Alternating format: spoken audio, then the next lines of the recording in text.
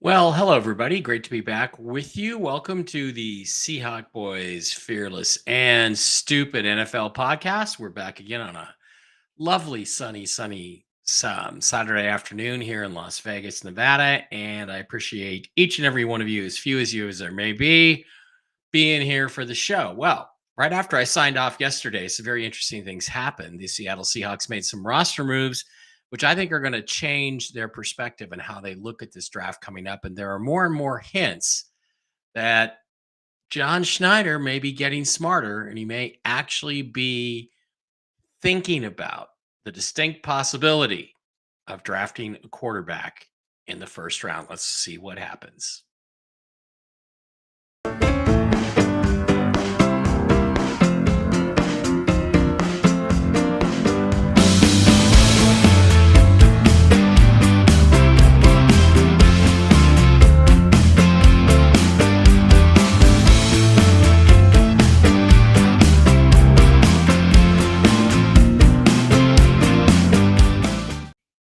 Okay, welcome back to the show. Happy Saturday, everybody. Great to have you with us. And some really interesting things happened right after we did the show yesterday.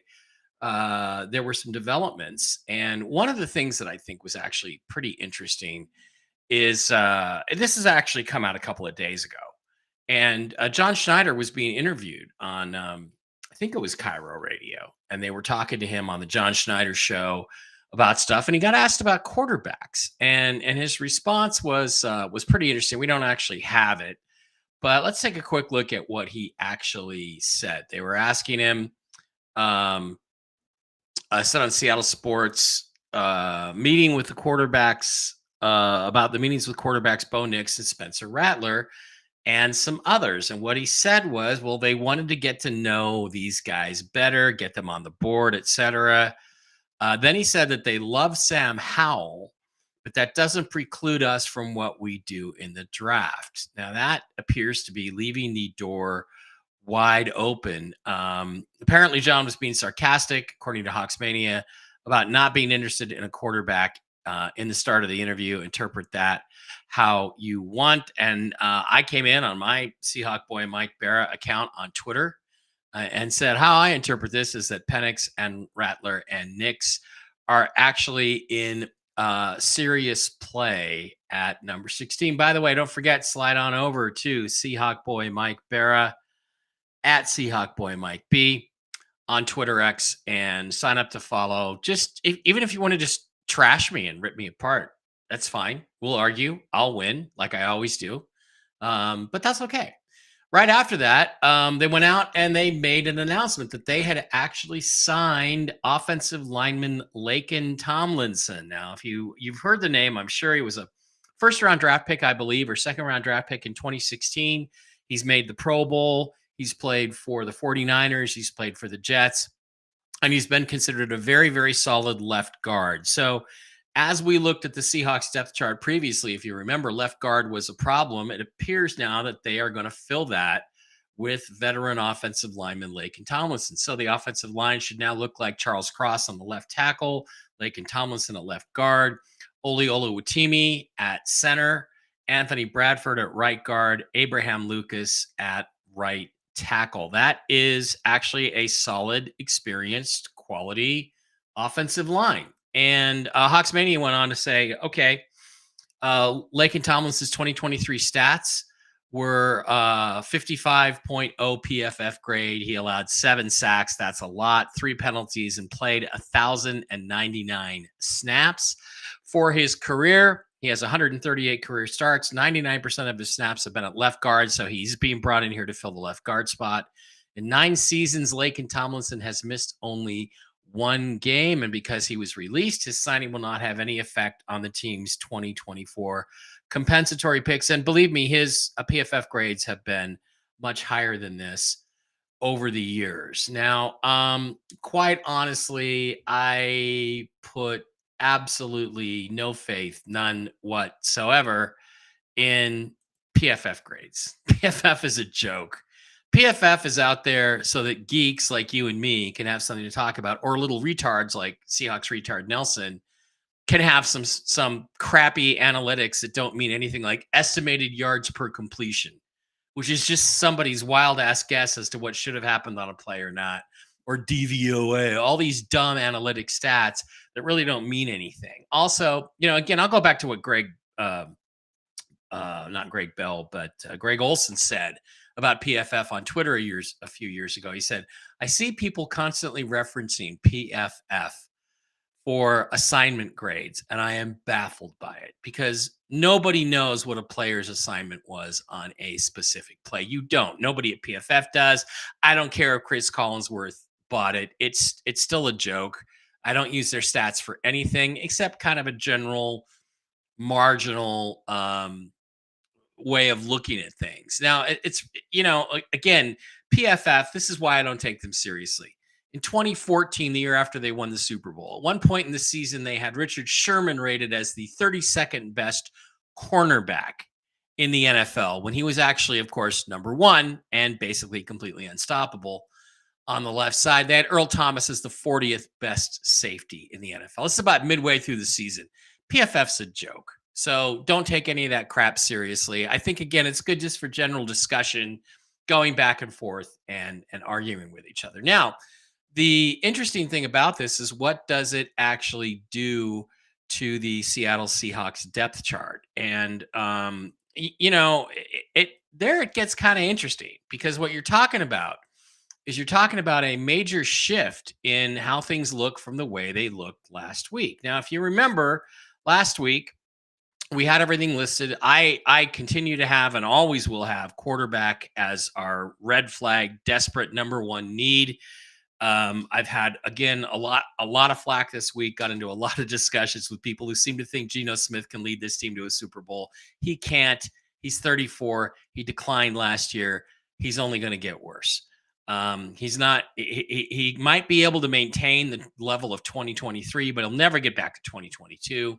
He'll never have a 30 touchdown, 9 or 10 interception season again with a 100+ passer rating. It's not going to happen. And even if it did, he's 34 years old, and we need to find his replacement.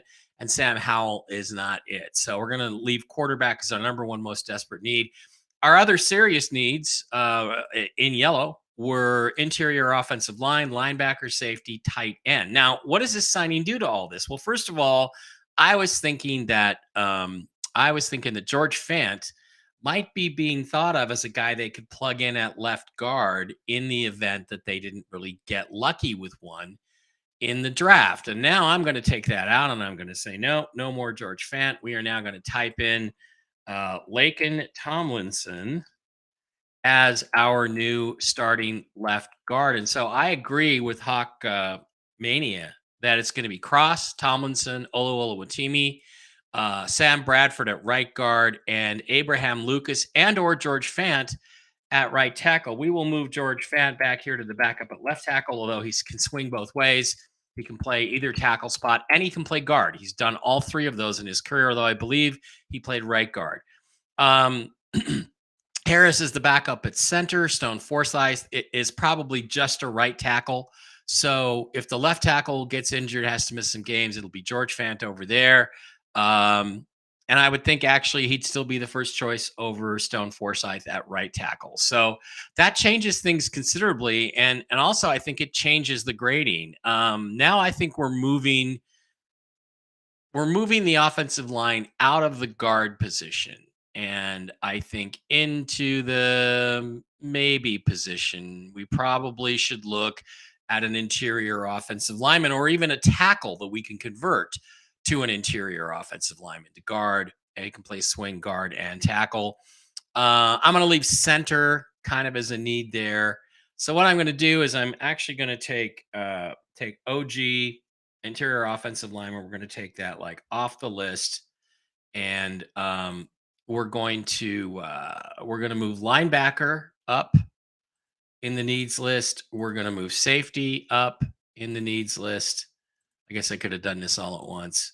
And we're going to move tight end up in the needs list, because I really do think we have some needs there. Now we're going to do some separate evaluations for offensive guard and center.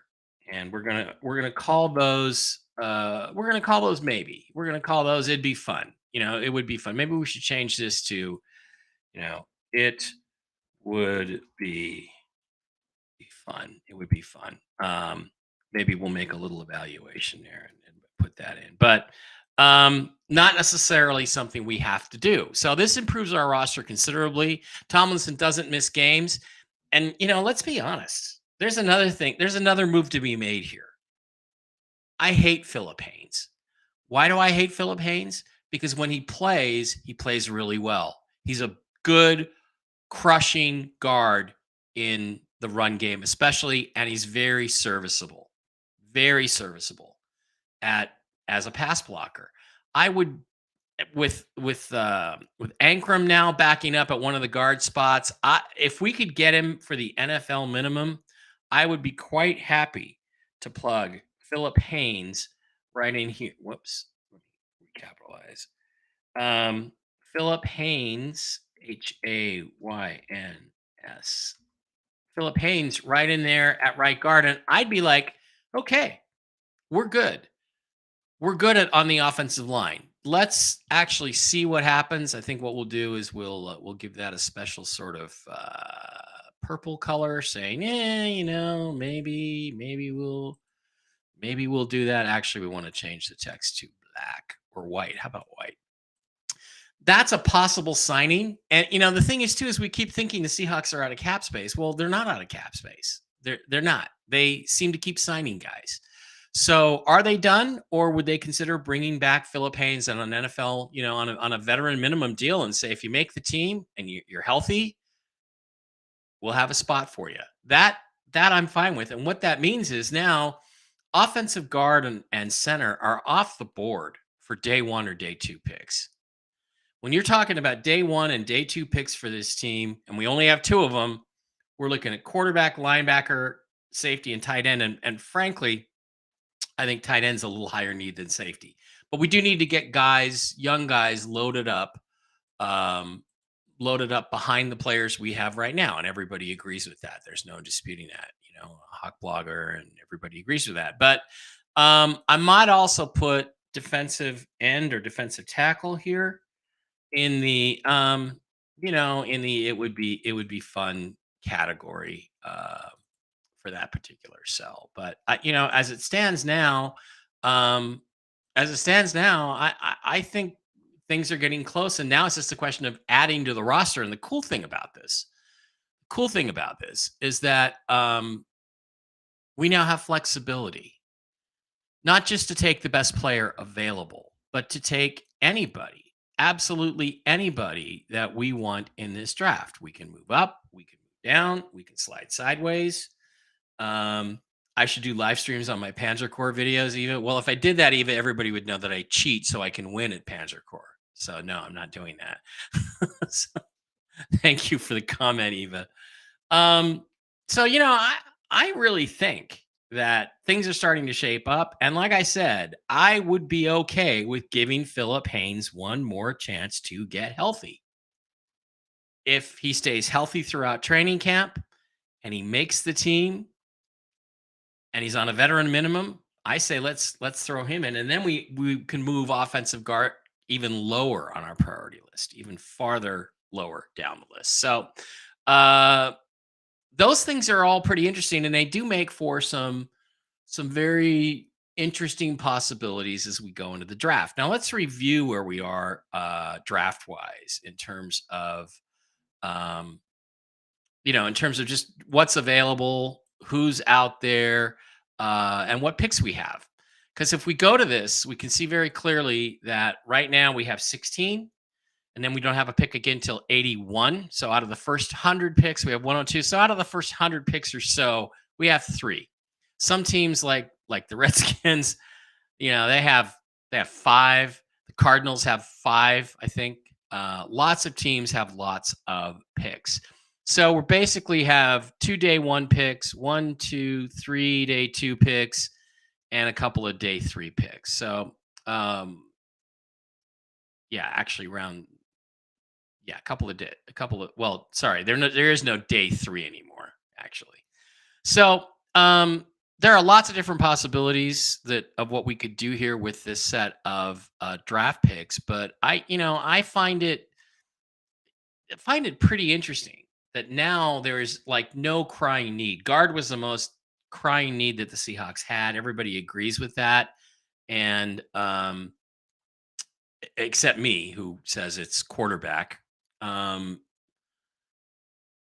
but it's kind of filled. It's kind of filled. This is not a guy who's going to get injured in minicamp. This is a guy who's going to show up. He's going to play, and yeah, he has a low PFF grade. Let's take that.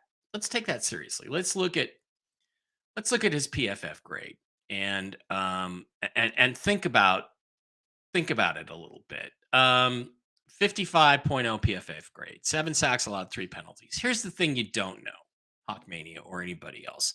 Here's the thing nobody knows except the Jets and the teams that have had him. You don't know if he was injured. What if the guy had a Liz Frank problem on his left foot and he couldn't move around and he got beat by quick guys who went to his left or went to his right? We don't know any of that. We assume the Seahawks checked into all that before they signed him. They're not just signing a scrub off the street. This guy has been to the Pro Bowl and missed only one start in 9 seasons. This is a guy they're counting on, and they're paying him about $4 million. So this is a guy that they're counting on to be their starter. There's no question about that. They're planning on him being their starter. Now, if they were to bring in a very talented young offensive tackle that they converted to guard or offensive guard that outplayed him in training camp, well, then they got a very solid backup for the guard spot. So the thing is that you just don't know what caused this. It could be that there was an injury and they've checked into the injury, and the Seahawks are happy that he's going to go back to his previous level of play, which was well above average and at times at or near Pro Bowl level. Certainly he's been into the Pro Bowl. So we just kind of have to wait and see on this and decide for ourselves. Decide for ourselves actually what is going to be the best way for the Seahawks to go in the near future. Now, personally, as you know, I'm not a big wild fan of taking a guard with our first pick. I don't think taking a guard does anything for the team. I don't think it does anything to make us closer to the Super Bowl, to get the Seahawks closer to the Super Bowl. You need a star player for that. So let's take a look and see what, in fact, how this might affect us in terms of our draft planning. And the way I look at it, I think what we'll do is we'll just do a quick mock draft. We'll mock the Seahawks. We'll go 7 rounds. We'll go fast, and we'll pick the Seahawks as our team, and we will just enter the solo draft. And again, these things are relatively absurd. We're going to use the Pro Football Network mock draft simulator because it has different player evaluations than the one we've been using, which is the Sports Skita Tony Pauline draft. And we will just let it go bang, bang, bang, bang, bang, bang, bang. All right, so here we are. The draft has gone. Caleb Williams goes number 1. Drake May goes number 2. Jaden Daniels goes number 3. I agree that not in that order. Cardinals take Malik Neighbors. No, they will take a wide receiver, but they will take Marvin Harrison. Marvin Harrison Jr. will not go to the Chargers. I believe it'll be Roman Dunze. Oluwama Fashanu, the tackle, Penn State, goes to the Giants. Terrion Arnold, the corner, goes from Alabama, goes to Tennessee. I kind of doubt that. And of course, there'll be trades. Liatu Latu, it'll probably be an edge. I don't think it'll be Latu. JJ McCarthy, the Raiders trade up to go get their quarterback. That's fine. The Vikings are not going to take a corner. The Vikings are not going to take Quinyon Mitchell. Jared Verse goes. Also, the Broncos are going to take a quarterback. They almost have to. And Feliz Fuaga. This is kind of crazy, leaving us our choice of Dallas Turner, Tony Fatanu, all these other guys. Now, the question is, do any of these players appeal to us at 16? And the answer is no. None of them are, I think, elite players. None of these guys that are left, even Chop Robinson, even Dallas Turner, are not really elite players, and we don't need an edge. you go back to the depth chart. Edge is not a big need for this team. It's something we should think about, but we still have Derek Hall entering his second year. And that's a guy that we thought was a first round pick talent last year who did very little to nothing. So I say let's give him one more year of development. And if we pick up an edge later on in the draft that we like, that's got some speed, okay, fine. So at 16, I'm thinking there's nobody here I really want to draft. Now, let's look at our trade offers. We've got 26 and 57 from Tampa Bay and a 2025 first. We've got 21 and 55 from the Dolphins. That's the one I like better. And I can see making that trade because, of course, I have something in mind. So, bam, bam, bam. Some more picks get made. The Dolphins come up and get J.C. Latham. Brian Thomas, the wide receiver, goes to the Jags. Troy Fatanu goes to the Bengals. That's a good pick for them. Dallas Turner, the edge, yes, of course, goes to the Rams. And Amarius Mims goes to the Steelers. That all makes sense. So now we have reached the point where we are picking. And again, we've got another trade offer, 29 and 61 from Detroit, and we've got 23 and 232 from the Vikings. Okay, so here's what I'm going to say about this. I wouldn't do this trade. I would stick pick. But here's the thing. When you go look at the quarterbacks, Michael Penix is still there. Michael Penix will not be there. Michael Penix will not be there at 16. If Michael Penix does somehow fall to 16, and the only way that I can make that happen in my head is if I cheat, other teams are stupid and don't take him. I'm sticking and picking at 16 and taking Michael Penix. And there is probably a less than 10% possibility that happens. If this offer is on the table, I'm looking at Bo Nix or Spencer Rattler as my number one pick. I'm going to roll. I know in this simulation, neither one of them is probably going to go. And I'm guessing the Vikings are coming up here to take Michael Penix. So I'm going to reject the Lions offer, and I'm going to tell them, okay, you can do that, but you're going to have to give me a little more. You're going to have to give me 167. And let's see what they'll do. That trade's been accepted. The Vikings come up and they take Bo Nix. Oh, not the guy I expected. They took their quarterback. Now, Michael Penix Jr. is already gone. He's gone in the real world. But the Vikings come up and get Bo Nix.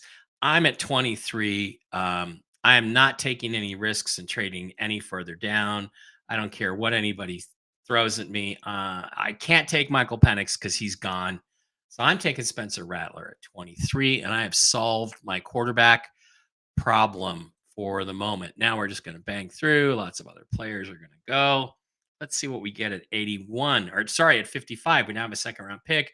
There's more trade offers. I don't think those are realistic. We're not going to go with those. So let's look at what we have here in terms of what's available. We have Adonai Mitchell, a wide receiver from Texas. No, Rook Orohoro. I like him a lot. Michael Hall, the defensive tackle from Penn State. He's a big guy, big, strong, 300-pound guy. Kind of a Jaron Reed in waiting. We have Chris Jenkins, who I know a lot of people like, but let's go back again and remember. Let's remember what our needs are. Our needs are linebacker and safety, and defensive tackle is way down the list. So this is a luxury pick for us. Absolute luxury pick. So who are we going to take here? Who could we really use? Well, Braylon Trice is a good player. But you know what? You know who I love? I love because I think he's an elite talent. He's got injury problems, but this is a bonus pick. It's a bonus pick. We got our quarterback. We're going to take Peyton Wilson from North Carolina State. We're going to fill our linebacker need and get that off the board. Now we come to pick 81. We have an offer from Cleveland. No, we don't want that. Houston's offering us 86 and 148 to come up and get a player. I wonder who they want. We'll reject that. Let's call that not realistic. So we're sitting here at 81, and we have offensive picks. We have defensive picks. This would be a good time to pick up an offensive lineman to pick up a guard. But the question becomes, who are we going to take? Who do we like? Who could be a player that we would be interested in um, at this particular pick number 80, 81? I'm trying to see if he's gone already. Roman Wilson, Roger Rosengarten would be a nice pick there. But we do happen to know, and this is the part where guys jump up in the draft. This is the part where guys really, really jump up. We had Matt Gonclaves in for a visit, 6'6", 327. He's a tackle. That's a guy who could play tackle, or at that size, he could play guard. He could be a young guard. We're going to take him because we brought him in for an interview. Not that that means anything, but you know, bring him on in. And he's our young offensive lineman we're going to add to the mix. We're going to keep rejecting trades because they're not realistic. Oh my God, Zach Zinter is still there. I didn't realize Zach Zinter was still there. I would have taken Zach Zinter. Too late now, but we had Zach. Oh God. Oh God. Look at these guys. I want a safety. I want a safety, but I think you're crazy if you take a safety in this draft before the third round, before the fourth round. Um, we're still in round 3. Ah, I'm a homer. I'm a Husky homer, but Tavondre Sweat is still there. Holy shit! I can't pass on that. Look, he's a nose tackle. Bring him in. We'll see what he can do. We'll take the character risk. If he's still there, we're taking him. Now let's take a look at pick number 118. We got some running backs. I have no interest in a running back. I'm gonna bring in a running back. I'm gonna bring one in as a free agent, but I'm not gonna bring in anybody major. Let's take a look at our other area of need, which is tight end. Another guy we've had in for an interview, Theo Johnson. Guess what? Kabang. He goes at 118. We have fulfilled most of our needs. Now we have a big break. No, we're going to reject the trades. We're sitting at 167 in the 5th round. We look at all. They keep wanting to. Okay, now there's no way Zach Zinter is sitting here. There is no way that he is sitting here. Let's look at defense. Let's look at edges. Let's look at safeties. Who do we like? Who do we like? I got to be honest. I don't know the safeties that well. Let's take a look at size. Jalen Carley's is 6'2", 227. That's almost linebacker size. Yeah, we're gonna go with the bigger guy. We're gonna go Jalen Carley's or Josh Proctor. We're going to go with Jalen Carlies as a safety. So he fills that safety spot. We're picking at 179. Now we're looking at edges. Zion Tupola Fatui is there. Has a skill set that jumps out on film. He's a sudden mover, has fleet feet, and a good burst off the line of scrimmage. His high level of activity in the passing lanes also helps as he chases batted passes to disrupt the defense or the offense. He'll have to stay durable again in 2023 after playing in 13 games last year. His quickness alone makes him a possible late round draft pick and rotational rusher in the NFL. Do I like him better than Brennan Jackson, who's 6'3", 264? 6'3", 264 is a 43 defensive end. I like Brennan Jackson. I'm just going to go with Zion Tupola-Fatui because he's more like an edge. Now we're picking at 192. We have just 2 picks left, I believe. We fulfilled all of our needs. And now we're just going to back to all, and we're going to look at what's at the very top of the board here. Another tight end that we don't need. Brennan Jackson is still there. Let's do a center. Let's go get a center to bring into this mix. A guy that will kind of sit there on our team. Drake Nugent, the center from Michigan.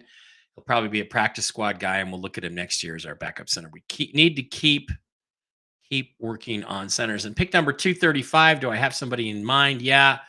I don't want just one tight end. I want two tight ends. I want Jack Westover, who ran an incredibly fast 4.344, incredible 40 time. We're going to go with Westover, another Husky homer. And that's it. We're done. But here's the thing. See, we can take a quarterback in the first round. We can trade once, maybe twice. I think that's pushing a little bit that we traded twice.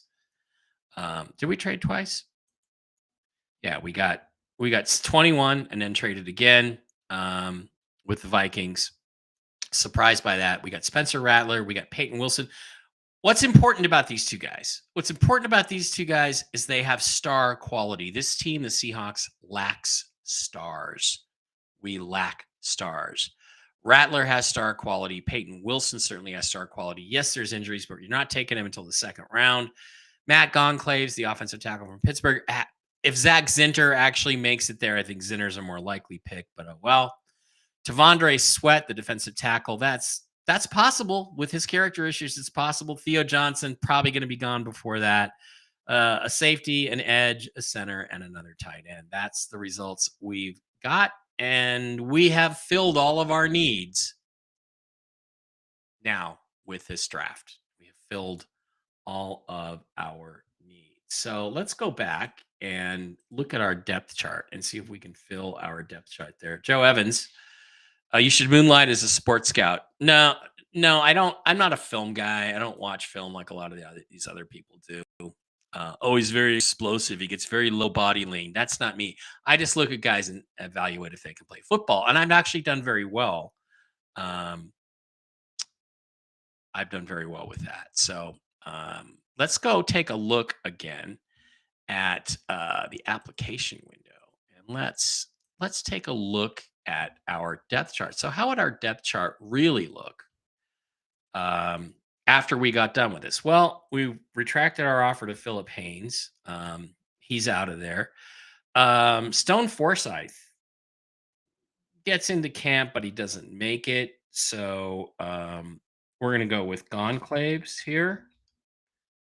And Gonclaves is going to be both a backup at guard and tackle. So we're going to actually put him in two places. We're going to change that color to just plain white. No fill. We've now added Spencer Rattler at quarterback. Okay, Spencer Rattler at quarterback. That's a really good quarterback room because Geno can still play a little bit. Howell has the potential. Next year, we could have Rattler on a rookie contract and Howell on the last year of his rookie contract. Not bad. I'd take it. I would definitely take it. Okay, tight ends behind Pharaoh Brown. We have, who did I take? We took the Penn State tight end, right?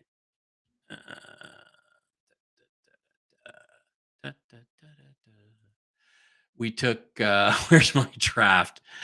Yeah, we took Theo Johnson and Jack Westover. Okay, so Theo Johnson and Jack Westover are going to go in behind and Pharaoh Brown. And all of a sudden, what was a weakness becomes a strength. Theo Johnson's probably going to take tight end 2 from Pharaoh Johnson. We can keep Pharaoh for his blocking abilities, and probably Westover will probably be practice squad. So, not bad. Gonclaves can fit in a couple of spots. So we've managed to improve that. In terms of linebackers, well, guess what? We now have Peyton Wilson coming in behind these two linebackers. So next year, if Wilson stays healthy, which we're gambling, but we think he is. So next year, we're only going to need one linebacker. We didn't take a corner. We didn't take an edge guy, really, except we took I forget how to pronounce his name. Fatui. So Fatui, Drake Nugent, um, and Tavondre Sweat.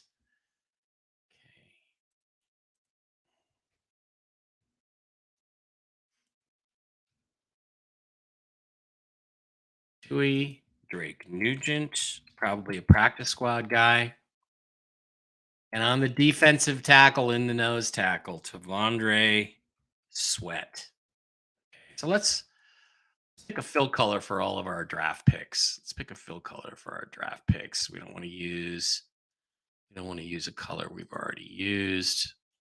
Let's go with orange. What do we think?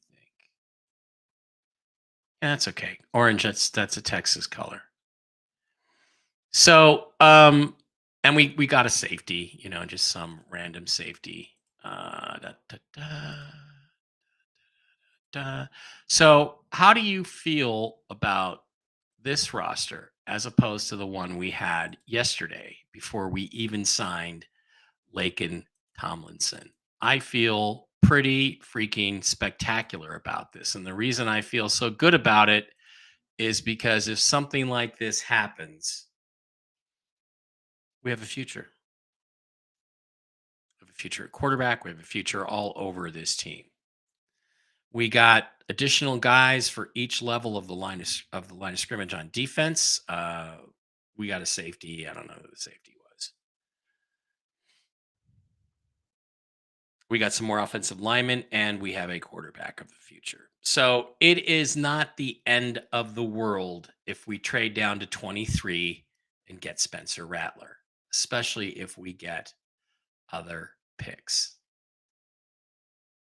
because there are lots of good football players here. Now, as I think about this, I think Gonclaves is a better pick than Zach Zinter, because I don't think Zach Zinter is available at 81 or 83 when we're picking. I just don't think it's realistic. Tavondre Sweat could slide to 101. So that's not completely unrealistic. Peyton Wilson, I suspect, will go higher than 55 where we took him. But well, I don't know. 55 is right on where I think he'll go. Theo Johnson, that's the one unrealistic pick, is Theo Johnson, the tight end.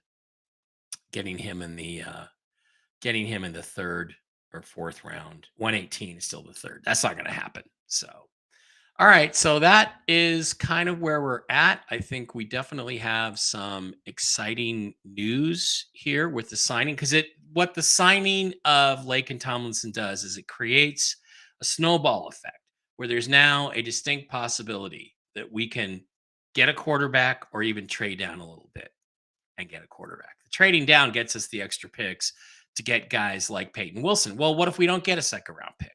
And we can't get Peyton Wilson at 55 because we don't have 55. What if Penix comes to 16, which is possible? Like I said, less than 10% chance. But what if he does? Then we don't have a second round pick. How do we fix linebacker? Okay, I like Tommy Eichenberg a lot, so I could take him in the third or fourth round. I like him a lot. Peyton Wilson just stands out because of his incredible athletic ability. Why is the right side of the offense deeper than the left side, Joe? Because we're right-handed. Our football teams tend to be right-handed. You got the extra tight end on that side. That's why. So, you know, 2 weeks ago, I would have given you a 20% chance that John Schneider was going to draft a quarterback high, first pick or second pick. Last week, yesterday, I would have given you a 30% chance that that's what they were up to. Today, after the Lake and Tomlinson signing, I'm thinking it's 50-50. I'm thinking if one of the three guys, if Nix, Penix, and Rattler are there, that's the plan. That's who they're going for. That's who they're going to take, whether it's Rattler or Nix. I think if they trade down, they're going to get jumped for Bo Nix. But Rattler should be there. Now, I personally don't think Rattler gets past 33, the first pick in the second round. I think the Raiders come up and get him if they haven't taken a quarterback in the first. But that's okay with me, because if they haven't taken a quarterback in the first, that might mean that Michael Penix survives to the Seahawks at 16. Okay, that's what I got. That's what I think. And by the way, for those of you who might be upset or think to yourselves, well, well, wait a minute, what? How can we have all these quarterbacks on the roster? And won't that be really, really, really expensive? Well, I mean, the truth is actually, no. The truth is that I got to stop that and reshare. Uh, if you look at the Seahawks cap situation, according to Over the Cap, um, the Seahawks could cut Geno Smith if they wanted to post June 1, and they would get hit with a massive $13.3 million salary cap hit, which they could not afford. So Geno Smith is going to be on the roster this year. But if they trade him and give it a post June 1 designation, they actually save 12 million, $13 million under the cap. That number right there, pays for their rookie. Their whole rookie cap is right there, and some of their free agency, which you don't actually have to reserve. The rookie pool and free agency, everybody always talks about that as like effective cap space. Well, free agency, which is for injured reserve folks, that only happens if you get injured players. And you can, there's always ways to make cap space. And then it pumps our 2025 cap up to 27, 28 million. But let's say realistically, that's not going to happen. We're not going to start Rattler. Howell has to be uncoached of a lot of bad habits before he can be recoached into a good quarterback, good backup quarterback, which is all he will really be. And that I think is what John Schneider's actually telling you. When he says, we like Sam Howell, but we're not going to let that stop us from taking a quarterback. What he really means is Howell's future in the NFL is as a backup, not as a primary starter. So that's pretty clearly not the case.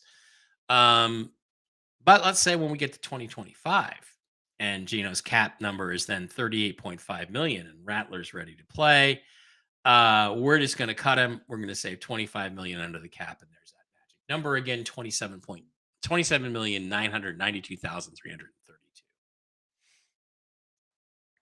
Make one other cut. You cut Draymond Jones.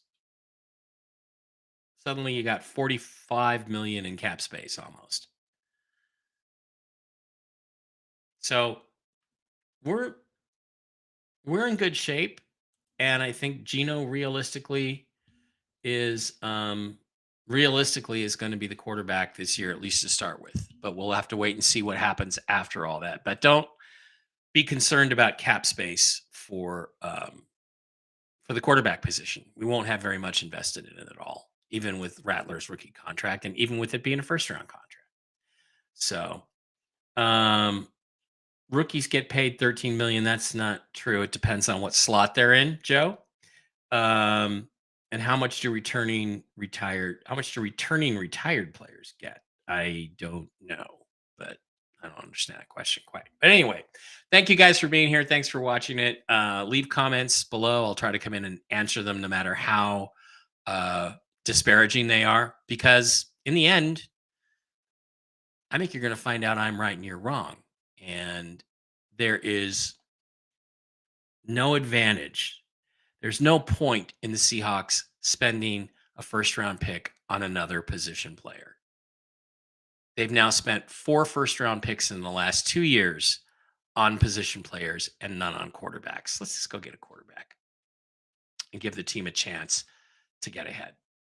All right. Thanks for being here. I appreciate once again each and every one of you guys for being here. And I will see you next time, whenever that is, whenever I get the mood to talk about something that's going to piss a lot of other Seahawks fans off because they're delusional and they think that Geno Smith is not a unicorn.